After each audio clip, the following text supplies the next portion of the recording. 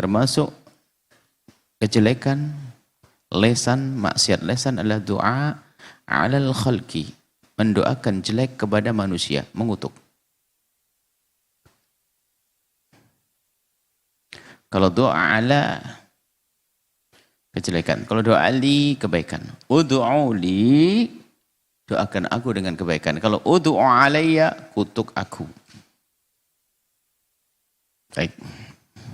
Fahfad lisanak, maka jagalah lisanmu anid du'ai, dari untuk bisa menghindar dari mendoakan ala ahadin, mengutuk ala ahadin kepada salah seorang min khalqillahi, dari hamba Allah, dari makhluk Allah Ta'ala.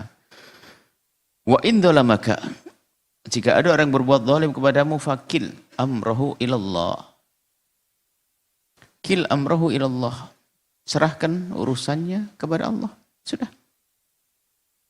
Jangan kau kutuk. Allah punya perhitungan yang enggak akan luput, enggak akan salah. Fafil hadis, bukan dalam satu hadis, biarpun dalam satu riwayat. Innal madlum, sesungguhnya orang yang terzalimi. La yad'u ala zalimi, sungguh akan mendoakan jelek kepada orang yang berbuat zalim. Orang dizalimi mendoakan orang yang berzalimi sah sebetulnya. Akan tapi apakah itu yang utama? Kalau orang yang terzalimi mendoakan orang yang berbuat zalim, maka ini disebutkan hatta yukafi'ahu, sampai lunas. Yukafi'ahu sampai lunas. Pokoknya sampai dizalimi terus doain. Semoga hancur, semoga ini, sampai pokoknya. Saking enggak terimanya dia dizalimi, enggak puas dizalimi, kecewa dizalimi, lalu mendoakan orang yang berbuat zalim sampai pokoknya harus tuntas.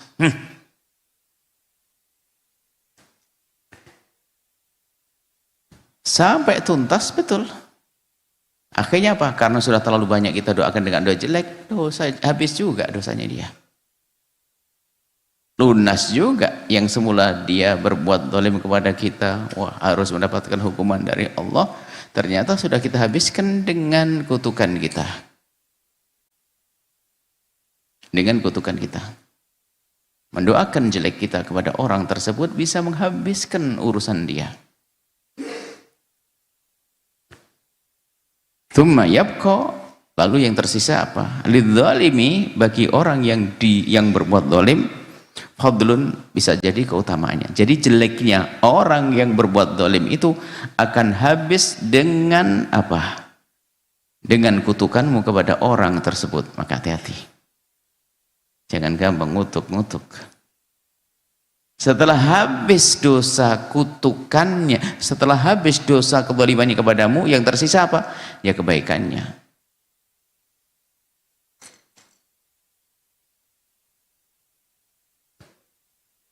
Fadlun indahu, sehingga tersisa adalah kebaikan bagi orang yang berbuat zalim, yutalibuhu bihi yaumal qiyamati, yang akan ia tuntut, akan ia ambil nanti di hari kiamat. Bisa jadi maksudnya ada kelebihan nanti. Kita ngutuknya berlebihan, mohon maaf.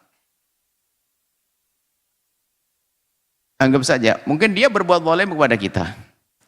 Kita membalas dengan doa-doa, padahal sudah selesai. Doa 4 kali kayaknya sudah cukup deh. Tapi doanya kita 5 kali. 2 kalinya ini, wah, kita bayar, habislah. Makanya sudahlah.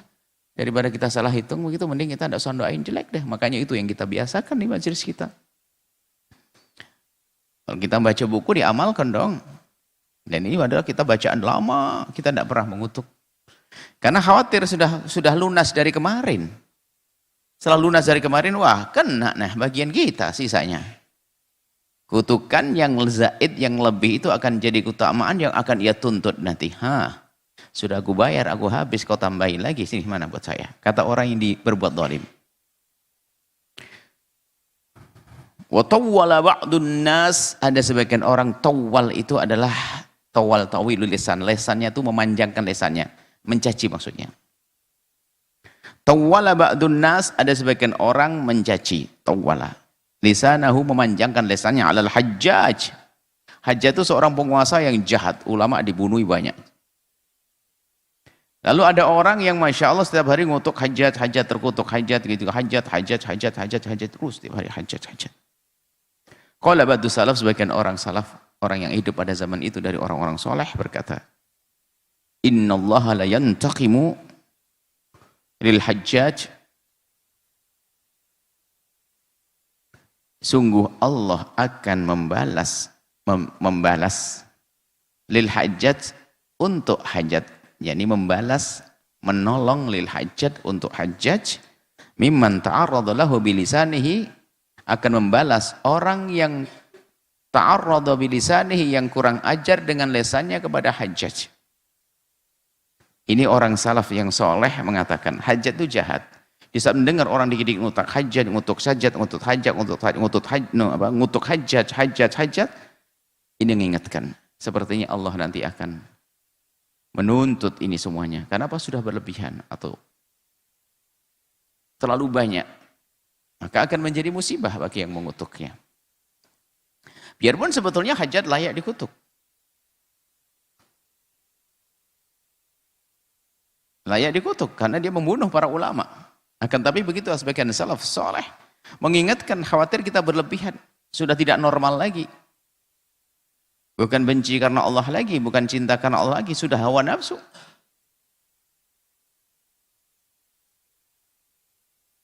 Loh, hari ini ngutuk seorang pejabat jahat itu bukan pejabat yang nggak benar misalnya. Ini bukan karena dia melihat kejahatannya, hanya pengen, wah ini saya harus jadi pemberani ini dong. Tanpa masa saya bilang, oh ya ilaha illallah, sholli ala Muhammad, Allahu Akbar. Wah Buya Yahya berani. Lah kan jadi gak enak begitu. Jadi berubah niatnya. Misalnya pejabat jahat, kita ingatkan kita ini. Tapi kalau setiap hari kita kutuk, sampai Sayyidina Musa, Sayyidina Harun, di saat datang kepada Fir'aun, innahu tagha, yang betul-betul kurang ajar, diperintahkan pergilah kau kepada Fir'aun dan dikatakan kepada Fir'aun dengan kaul, perkataan yang layyina, yang lembut. Nah, sebenarnya itu akhlak. Biarpun nanti mengutuk itu ada saat-saat diizinkan. Orang yang berlebihan dan sebagainya diizinkan, akan tapi mana yang terbaik itu bab akhlak. Boleh, ini lebih bagus. Ada. Boleh. Akan tapi ada yang lebih bagus dari itu semuanya. Kalau menunjukkan kejelekan seseorang untuk mentahdir, mengingatkan orang lain agar tidak tertipu, terbawa kepada kejahatannya tanpa harus mengutuk. Ini kehebatan kita, mengingatkan orang tanpa harus mengutuk. Ngambil ikan tanpa harus keruh airnya. Cerdas ya. Tapi hari ini omongannya selalu membuat kehebohan di sana sini, ribut sana sini, ribut sana sini. Diingatkan betul lah Imam Ghazali. Kita lanjutkan coba. Bukan kami ngomong, Imam Ghazali berkata. Setelah Anda menyaksikan video ini, jangan lupa berselawat kepada baginda Nabi Muhammad sallallahu alaihi wa alihi wa sahbihi wasallam.